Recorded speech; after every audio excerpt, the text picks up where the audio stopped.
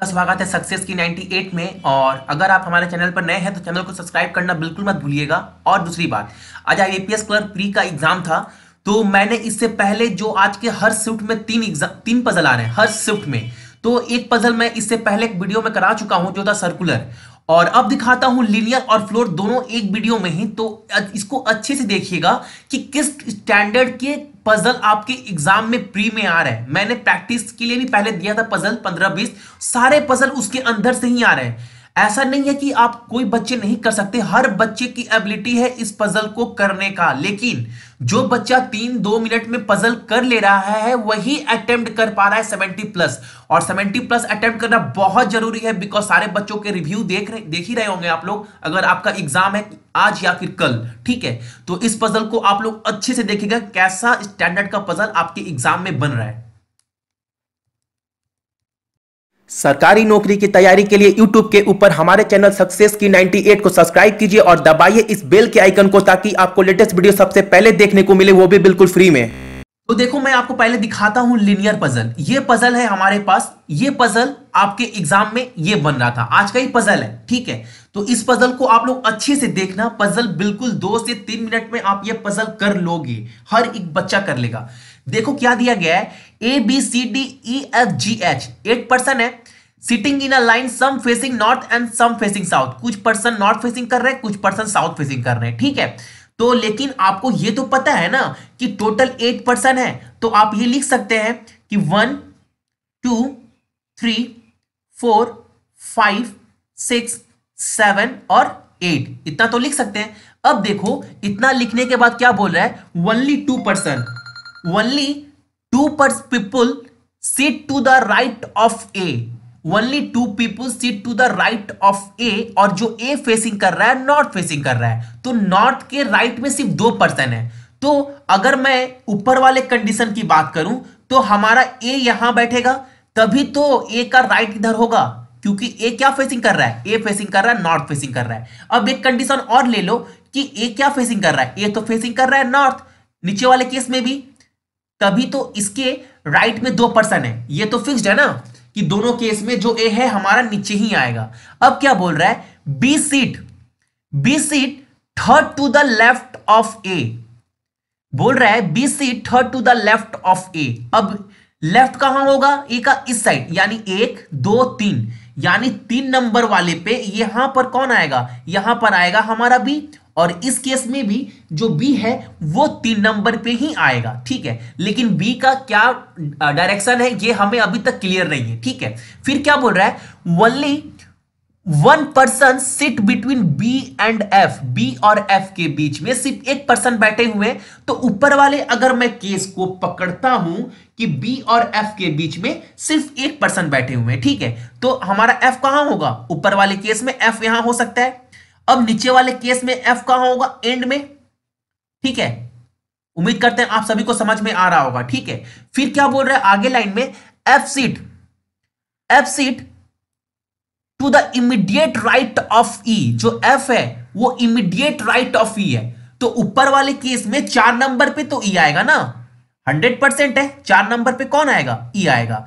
और एफ जो है इमीडिएट राइट ऑफ ई है, तो एफ का डायरेक्शन क्या होगा, ये तो हमारा नॉर्थ होगा, ई। अब नीचे वाले केस में जो ई आएगा वो यहां हो सकता है। अगर जो एफ है इमीडिएट राइट ऑफ ई है, तो ई का डायरेक्शन क्या होगा, साउथ होगा, ठीक है। अब आगे देखो क्या बोल रहा है, only 1 person sit between E and H, E और एच के बीच में सिर्फ एक पर्सन बैठे हुए हैं। तो ऊपर वाले केस में जो एच होगा वो 2 नंबर पे होगा 100%, और नीचे वाले केस में 4 नंबर पे होगा हमारा एच, ठीक है।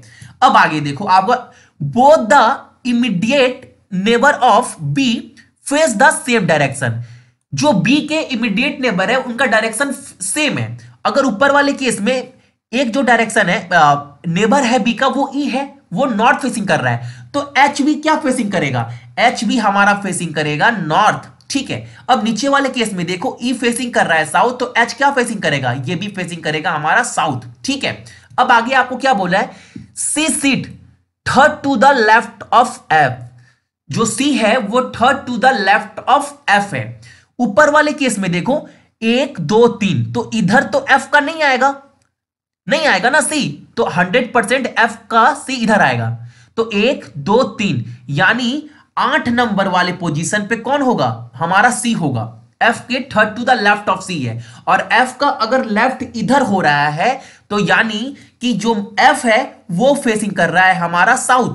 ठीक है, अब नीचे वाले केस में देखो, एफ यहां पर है और एफ के थर्ड टू द लेफ्ट कौन है, सी है। तो यानी 1 2 3 और 3 पर एच है और कोई कंडीशन तो बन नहीं रहा है। इसका मतलब ये होता है कि नीचे वाला जो पजल है वो गलत है, ऊपर वाला सही जा रहा है हमारा। आगे देखते हैं क्या बोल रहा है फिर। B faces opposite direction, B face opposite direction of A. जो बी है वो अपोजिट डायरेक्शन फेस करेगी ए का। तो बी हमारा क्या फेसिंग कर रहा है पता नहीं है, और ए फेसिंग कर रहा है नॉर्थ, तो जो बी फेसिंग करेगा वो करेगा हमारा साउथ। ये तो क्लियर है ना। आगे देखिए, G does not sit extreme end. G जो है वो लाइन के एंड में नहीं बैठा हुआ है, तो जी हमारा 7 नंबर पे ही बैठेगा हर कंडीशन में, ऊपर वाले में।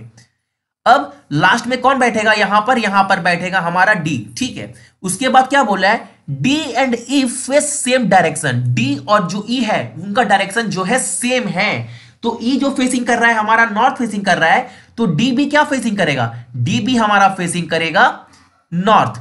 ठीक है, अब देखो आगे बोल रहा है both G and C face opposite direction of H. जो जी और सी है वो अपोजिट डायरेक्शन फेस करेंगे एच का। तो एच क्या फेसिंग कर रहा है, नॉर्थ। तो जी और सी क्या फेसिंग करेंगे, ये भी साउथ होगा और ये भी साउथ होगा। और ये हो गया हमारा पजल सॉल्व। देखो पजल बहुत आसान है, अगर अच्छे से करते हैं तो बिल्कुल 2 से 3 मिनट में पजल हो जाएगा। मैं आपको बोलकर समझा रहा हूं फिर भी 5 मिनट में हो गया। ठीक है, आइए देखते हैं अब अगला पजल जो आज के आपके एग्जाम में बन रहा था। हमारे पास सेकंड पजल देखो क्या बोला है, और ये फ्लोर पजल है। ठीक है, 8 member X Y Z S W T U V. ठीक है, 8 मेंबर है और फ्लोर पजल है, तो जाहिर सी बात है पहले आपको फ्लोर बनाना पड़ेगा। तो पहले लिखते हैं 8, ठीक है, फिर 7, फिर 6, 5, 4, 3, 2 और 1।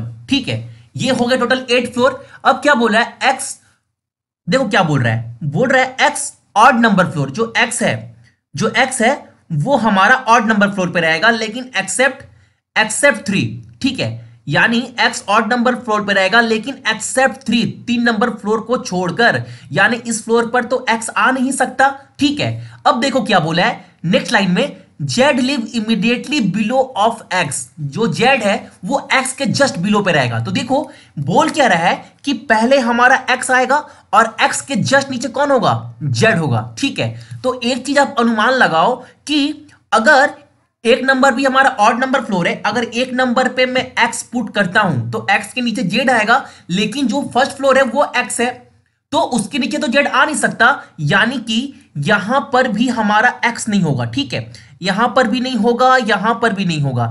तो अब 2 कंडीशन बच गई, या तो 5 या फिर 7।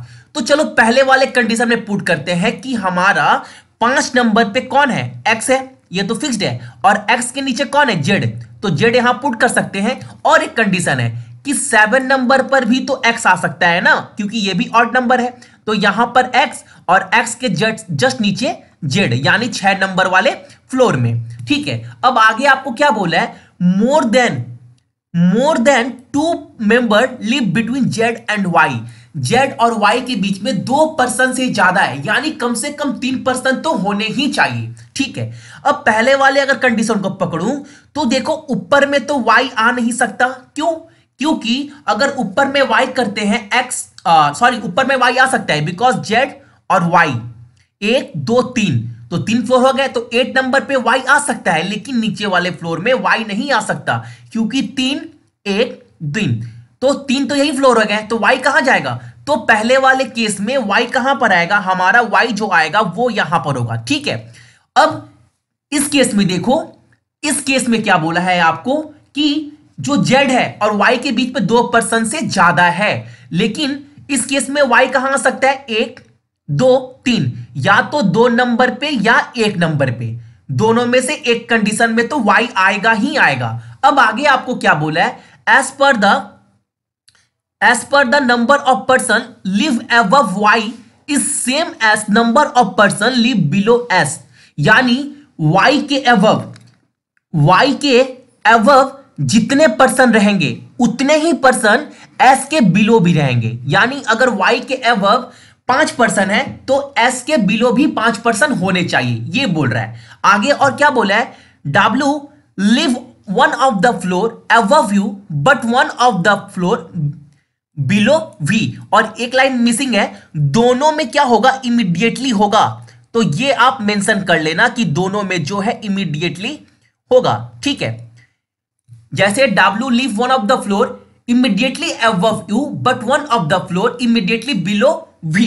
तो एक चीज देखो, ये चीज तो हमारा फिक्स्ड है कि इस लाइन का कहने का मतलब है कि जो वी है वो ऐसे होगा और वी के डब्ल्यू जो है वो ये होगा और ये होगा यू।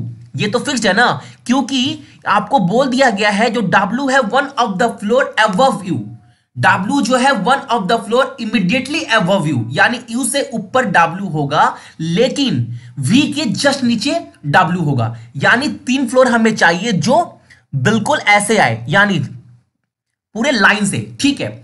अब पहले वाले फ्लोर में देखो एस कहां होगा, वाई पहले वाले फ्लोर में तो वाई 8 नंबर में है, यानी वाई के ऊपर एक पर्सन भी नहीं है। तो इस केस में एस के नीचे भी एक पर्सन नहीं होना चाहिए। तो हमारा इस केस में एस तो यहां पर आएगा ना, क्योंकि सेम पर्सन है, जितने भी पर्सन वाई के ऊपर होंगे उतने ही पर्सन वाई के नीचे भी रहने वाला है, ठीक है। लेकिन एक चीज देखिए, पहले वाले कंडीशन में 3 प्लेस कहीं भी खाली नहीं है, यहां 2 प्लेस, यहां 2 प्लेस। तो एक चीज क्या पता चला कि ये वाला जो पर्सन है ये पजल तो हमारा रॉन्ग है। और आपको साथ साथ ये भी बोल दिया गया है लास्ट कंडीशन में, T seat on second floor, यानी जो टी है वो 2 नंबर फ्लोर में बैठा हुआ है। तो 2 नंबर फ्लोर में कौन होगा, यहां पर तो टी होगा, ये फिक्स्ड है, यहां पर तो टी होगा। अब जेड और वाई के बीच में 2 पर्सन से ज्यादा है, तो देखो जेड हमारा यहां पर है, ऊपर तो आएगा नहीं, तो 1 2 3 ये हो गए। और टी के जगह पर वाई आ नहीं सकता, तो वाई आएगा कहां पर, वाई आएगा हमारे 1 नंबर वाले कंडीशन में, ठीक है। अब y के ऊपर कितने पर्सन है, y 1 पर है तो 7। अब s कहां होगा, क्योंकि y के ऊपर जितने होंगे s के नीचे भी उतने ही पर्सन होंगे ना, तो जो s होगा वो हमारा होगा यहां पर, ठीक है ना। अब देखो हमारे पास कितने कंडीशन हो गए, कितने वेरिएबल बैठ चुके हैं ऑलरेडी, 5, 1 2 3 4 5, और 3 वेरिएबल के लिए जगह ये वाला खाली है अभी भी, देख लो 5 4 3। तो हमारा 5 नंबर पे कौन होगा, यहां होगा v, यहां होगा w और यहां होगा u। मतलब ये पजल हो गया हमारा सॉल्व, ठीक है। पजल मैं बार बार बोल रहा हूं, लिनियर हो, सर्कुलर हो, फ्लोर हो, पजल काफी इजी आ रहे हैं। बच्चे लोग 29-30 अटेम्प्ट कर कर आ रहे हैं, ऐसा बिल्कुल नहीं है कि आप लोग नहीं कर पाओगे, सारे बच्चे कर पाएंगे, सारे बच्चों की एबिलिटी है, विश्वास मानिए। पेपर रीजनिंग का बहुत इजी आ रहा है, ठीक है। लेकिन एक बात आप याद रखना, मैंने इस वीडियो में आपको फ्लोर और लीनियर करवाया है और सुबह मैंने आपको सर्कुलर भी दिखा दिया था।